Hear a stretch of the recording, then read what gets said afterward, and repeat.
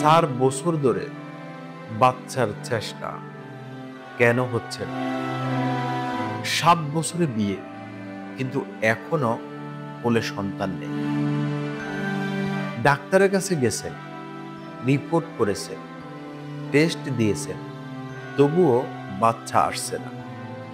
আপনি কি জানেন, অনেক দম্পতির ক্ষেত্রে এই লুকানো সমস্যার কারণে এমন হয়। আজকের গল্পে আমরা শুনবো একজন আপুর কষ্টের কথা। তার হাজবেন্ড রিপোর্ট একদম নরমাল, কিন্তু তার ডিম নিজে নিজে ফাটছে না। ইনজেকশন দিলে ডিম বড় হয়, কিন্তু কনসিভ হয় না। AMS লেভেল আছে প্রায় 2.45, মানে রিজার্ভ এখনো ভালো পর্যায়ে আছে, তবুও সন্তান কেন হচ্ছে না? লুকানো কারণ। ডাক্তার যখন ল্যাপারোস্কোপি দিলেন, তখন আসল রহস্য ধরা পড়ে। 23 সালে টিউব টেস্ট করা হলেও দেখা গেল ছবিতে 2টো টিউব ব্লক দেখাচ্ছে, অর্থাৎ ডিম্বাণু তৈরি হলেও সেটা জরায়ুতে পৌঁছাতে পারছে না। এ কারণে এতদিন চেষ্টা করেও কনসিভ হয়নি। এখন আসি সমাধান ও আশা।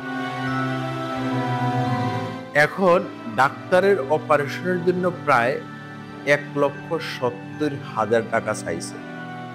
শুনে হয়তো ভয় পাচ্ছেন, কিন্তু চিকিৎসা বিজ্ঞানের ভাষায় এটা অসম্ভব কিছু না। ল্যাপারোস্কোপির মাধ্যমে টিউবের ব্লক অনেক সময় খোলা সম্ভব। প্রয়োজনে IVF বা IUI এর মতো ট্রিটমেন্ট বেছে নেওয়া যায়। সবচেয়ে বড় কথা হলো, হরমোন রিপোর্ট নরমাল, মানে সুযোগ এখনো বেঁচে আছে। প্রিয় আপুরা, ইনফার্টিলিটি কোনো লজ্জার বিষয় না, এটা চিকিৎসা দিয়ে সমাধান সম্ভব। যে আপু এখন কাঁদছে, তার জন্য আমরা সবাই দোয়া করি। কমেন্টে লিখুন আপনার আশেপাশে কেউ এমন সমস্যার মুখোমুখি হয়েছে কিনা। ভিডিওটা শেষ পর্যন্ত দেখার জন্য ধন্যবাদ। আপনার যদি এমন অভিজ্ঞতা থাকে নিচে লিখুন, আর আমাদের সাথে থাকুন। আর স্বাস্থ্য বিষয়ক ভিডিওর জন্য সবাই ভালো থাকবেন, সুস্থ থাকবেন। আল্লাহ হাফেজ।